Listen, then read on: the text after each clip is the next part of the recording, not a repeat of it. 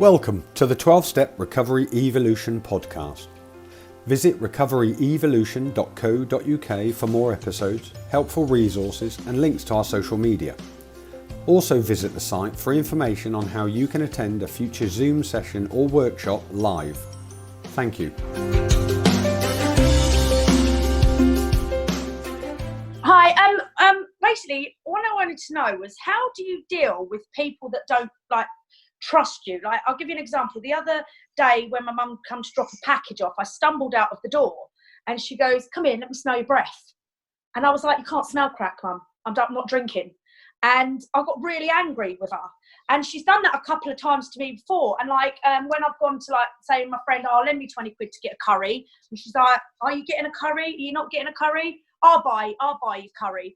And I'm thinking, how do I deal with that? Because I'm starting to get really, really angry, and I'm thinking, well, fuck them. I might as well just use them. They all think I'm using them. And I'm like, no, don't be stupid. And then it's like, it bothers me for the rest of the day. My anxiety gets really het up and everything, and it makes me want to thinking about using, thinking all these people they're not trusting me. Some are they are getting quite good, but my mum, just with the other day when I tripped, and she's like, "Let me smell your breath," and I was like, "I can't come close to you, mum." And she's like, and I was like, "You can't smell crack," and got all angry with her. And I'm thinking, how do I deal with that? How do I cope with that? How long is this going to last until people are going to start trusting you? If Rachel, I understand. If you reverse the role, and you knowing you and your behaviour and the way you was living up to that point, would you trust you? No. There you go. I know I wouldn't, but I get so angry. I know. Again, it is a difficult thing, but again, it's also a bit selfish what you're asking of them, because they're frightened and they you haven't got no past that says you're trustworthy. If I know people in recovery is like, they kind of want you to just believe them, but if we actually based it on facts, then the right thing to do is to not trust you. So that will take a bit of time. And again, a good program, if you were working a good program, you would let them have that. You'd let them not trust you and say, "Do you know what? Don't ever think about it again. I'm just going to do the right things. I'm going to try and not be selfish." I think Kelly's mum said a good one that I thought was a really simple way that she knew. She said, "Look, I knew Kelly had changed."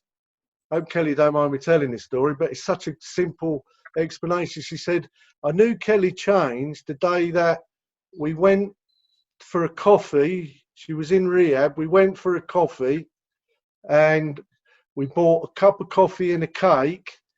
And she said, "I knew Kelly had changed because Kelly paid for it." Oh.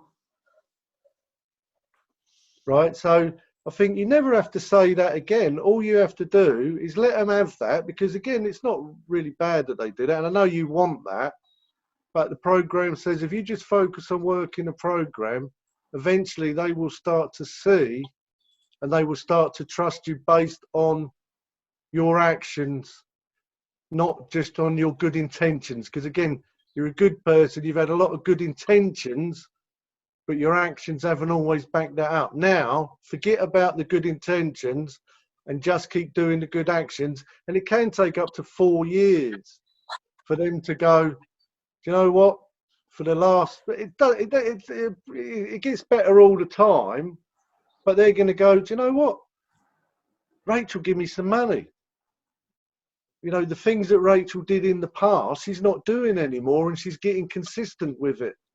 And then they learn to trust you. But I mean, it's one of the funny things in people come up to me and say, in early recovery, "Do you trust me?" I'm like, "No, I don't. Your mum don't even trust you. I'm not going to trust you." Yeah. You ain't earned that. Earn the trust. You earned the distrust, didn't you?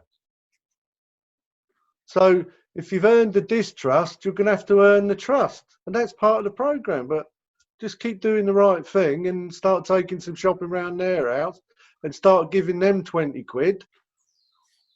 Eventually, they're going to see something's changed in you. You understand? It's what makes the program fantastic. And in actual fact, that's a good place to finish, because tomorrow Ricky is going to talk about making amends in the group tomorrow. So I'm pretty sure he's going to show our work in the program turned it all around. But I don't have to ask people to trust me. They can do that based on my actions, not on my words.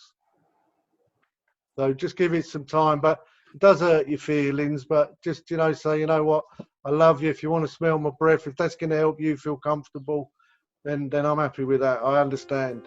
You've got to start giving them now. You've been taking a lot. Now it's your turn to start giving them.